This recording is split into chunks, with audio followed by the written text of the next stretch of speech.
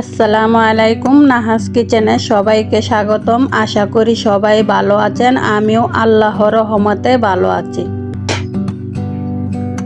আজকে আপনাদের সাথে শেয়ার করব পেঁয়াজের কলি, ফুলকপি, ছোট আলু, সিমের ভাজি। আমি এইগুলা সব একসাথে কেটে কুটে ধুয়ে পরিষ্কার করে ভাজি করব। এই ভিডিওটা আপনাদের সাথে শেয়ার করব। এভাবে আমার মা চাচিরা ভাজি করতো, আমরা দেখতাম আর খেয়ে নিতাম। আমিও আজকে সেভাবে ভাজি করব। একটু পেঁয়াজের কলিটাকে এভাবে কেটে নিব আমি।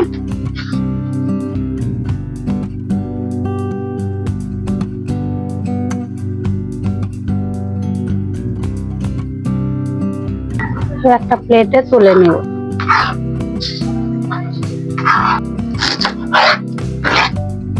এভাবে আমি সবগুলা পেঁয়াজের কলি কেটে নিব। এই তো পেঁয়াজের কলি কাটা শেষ, এখন আমি আলু কেটে নিব।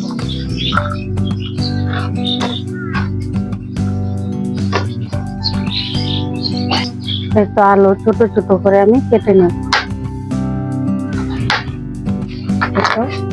এভাবে 3 ভাগ করে মাঝখানে একটা ভাগ করে নিব।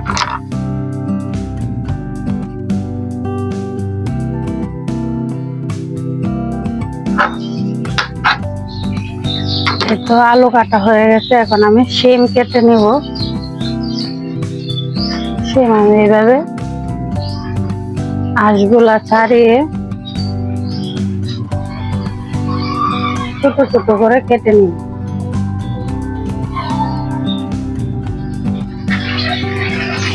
এভাবে আঁশগুলা ছাড়িয়ে নিব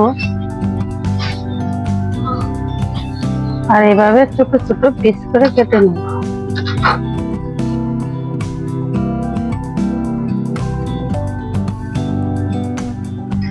এই তো শিম কাটা শেষ, এখন আমি ফুলকপিটা কেটে নেব। এই যে ফুলকপি কেটে নেব।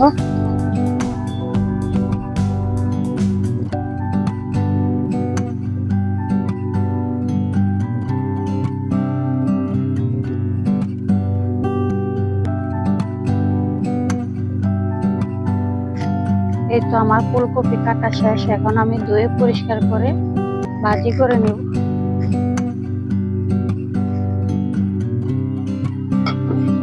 এই তো দেখুন ধুয়ে পরিষ্কার করে নিয়ে এসেছি, এখন আমি পেঁয়াজ কাঁচামরিচ কেটে ভাজিটা করে নেব। এই যে কাঁচামরিচ ধুয়ে নিয়ে এসেছি, পেঁয়াজটাও ধুয়েছি, এখন আমি কেটে নেব। সব কাটা কুটা শেষ, এখন আমি ভাজি করব।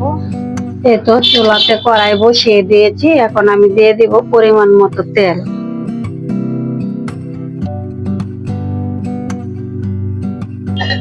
তো তেলটা গরম হয়ে গেলে প্রথমে আমি ভেজে নিব শুকনো মরিচ। তেল গরম হয়ে গেছে, এখন আমি শুকনো মরিচ ভেজে নিব। এই ভাজির সাথে শুকনো মরিচ ভাজা খুবই ভালো লাগে।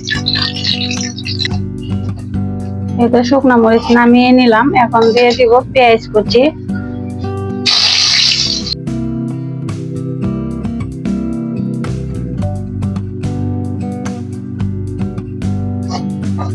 এই তো দেখুন পেঁয়াজ কুচি ভাজা হয়ে গেছে, এখন আমি দিয়ে দিব আগে থেকে রেডি করা ভাজিটা।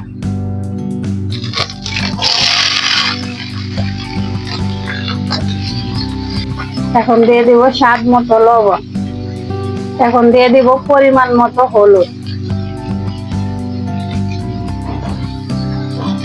লবণ হলুদ একসাথে ভাজির সাথে কিছুক্ষণ নেড়ে চেড়ে মিক্স করে নিব।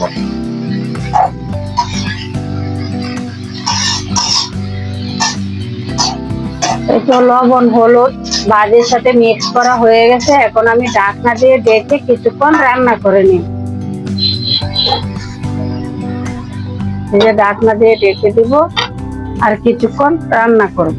তারপর আবার ঢাকনা উঠিয়ে কিছুক্ষণ নেড়ে চেড়ে দেখবো কিরকম হয়েছে। এই তো কিছুক্ষণ পর ঢাকনাটা সরিয়ে আবারও আমি একটু নেড়ে চেড়ে ঢাকনা দিয়ে দিব। দেখুন কত সুন্দর কালার হয়েছে ভাজিটা, আর অনেকটাই সিদ্ধ হয়ে গেছে। ঢাকনা দিয়ে ঢেকে দিলে ভাজিটা তাড়াতাড়ি সিদ্ধ হয়ে যাবে, তাই আমি ঢাকনা দিয়ে ঢেকে দিয়েছি। এখন আমি দিয়ে দিব চিড়ে রাখা কাঁচামরিচ।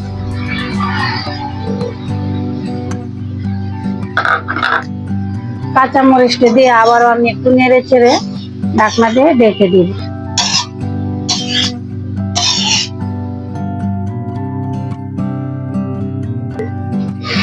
এই তো আবারও ঢাকনা উঠিয়ে কিছুক্ষণ নেড়ে চেড়ে রান্না করে নেব, আর ঢাকনা দিয়ে ঢাকবো না, এখন অনবরত নাড়তেই থাকবো, নেড়ে চেড়ে বাজেটে রান্না করে নিব। দেখুন কালারটা কত সুন্দর হয়েছে, আরো বাছতে হবে, আর একটু টানাতে হবে। তো ভাজিটা রান্না করা হয়ে গেছে, এখন আমি চুলা থেকে নামিয়ে নিব। এই তো দেখুন ভাজিটা আমি চুলা থেকে নামিয়ে একটা বাটিতে পরিবেশন করে নিয়েছি। দেখুন ভাজির কালারটা কত সুন্দর লাগছে, আর কত সুন্দর হয়েছে ভাজিটা।